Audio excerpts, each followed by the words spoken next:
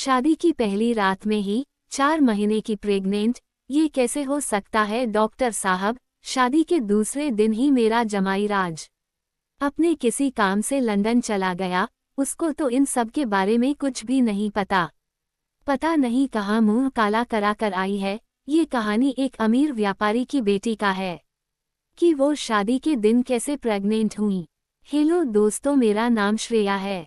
मैं दिल्ली में रहती हूँ। ये बात मेरे कॉलेज के दिनों की है, जब मैं और मेरे दोस्त कुल्लू मनाली घूमने गए थे।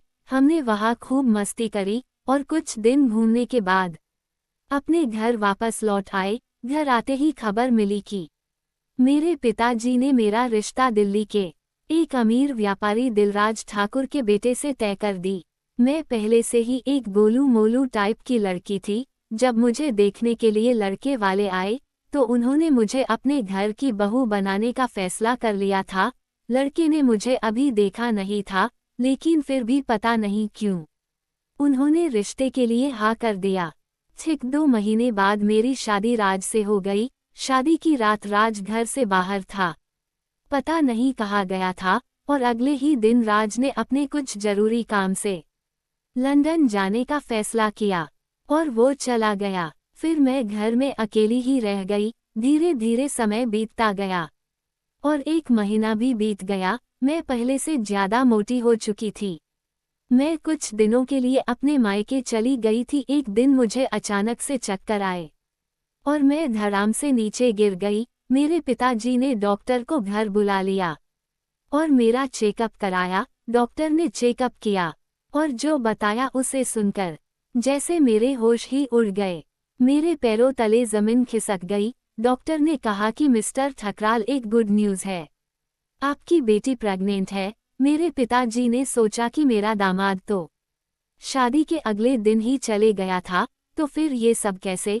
फिर मेरे पिताजी ने मुझसे पूछा कि बेटा, तुम पहले भी दामाद जी से मिलती थी क्या। मैंने बोला नहीं पिताजी, मैंने तो उनको कभी पहले देखा तक नहीं था। मेरे पिताजी गुस्से में लाल हो गए और मेरे मुंह में थप्पड़ जड़ दिया।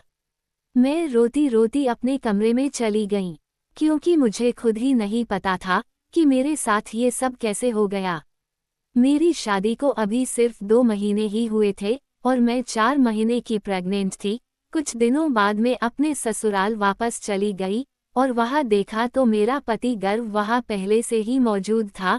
मैं उसके पास गई, हालचाल पूछने लगी। उसने मुझे जोर से चिल्लाते हुए कहा, दूर हो जाओ मेरी नज़रों से, मैं तुम्हें देखना नहीं चाहता। तुम जैसी मोटी लड़की मेरी बीवी नहीं हो सकती। अरे तुम जैसी लड़कियां तो मेरे पीछे पीछे घूमती है। मैंने गर्व की सारी बातें सुनी, खूब रोई।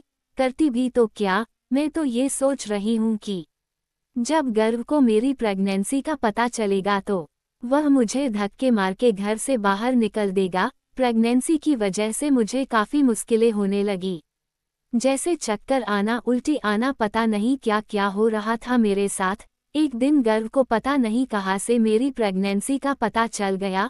उसने मेरे साथ बहुत झगड़ा किया और मुझे घर से निकाल दिया। मैं मेरे पिताजी के घर गई, जो मेरे साथ हुआ सब बताया, लेकिन मेरे पिताजी ने भी मुझे घर से निकाल दिया। मैं रोती रही, किसी को भी मुझे देखकर दया नहीं आई। फिर मैं मेरा बैग पैक कर मेरी सहेली के घर चली गई। वहाँ मैं एक जॉब करने लगी, घर वालों से दूर, सारी टेंशन से दूर। अब मैं अपने बच्चे के बारे में सोचने लगी। समय बीतता गया और मुझे 9 महीने पूरे हो गए और फिर मैंने एक प्यारी सी नन्ही सी बेटी को जन्म दिया। वो बिल्कुल दिखने में मेरे जैसी थी। समय चलता रहा और मेरी बेटी भी बड़ी होती गई। आज वो पूरे 5 साल की है। एक दिन मुझे मेरे पिताजी का कॉल आया। उन्होंने बोला नाराजगी जताते हुए कि श्रेया, जल्दी से जल्दी इंडिया आओ, गर्व ने डाइवोर्स फाइल किया है। इतना कहते ही फ़ोन काट दिया। मुझे वो पुराना समय फिर याद आया। आगे क्या हुआ श्रेया के साथ जानने के लिए पार्ट 2 में पढ़िएगा।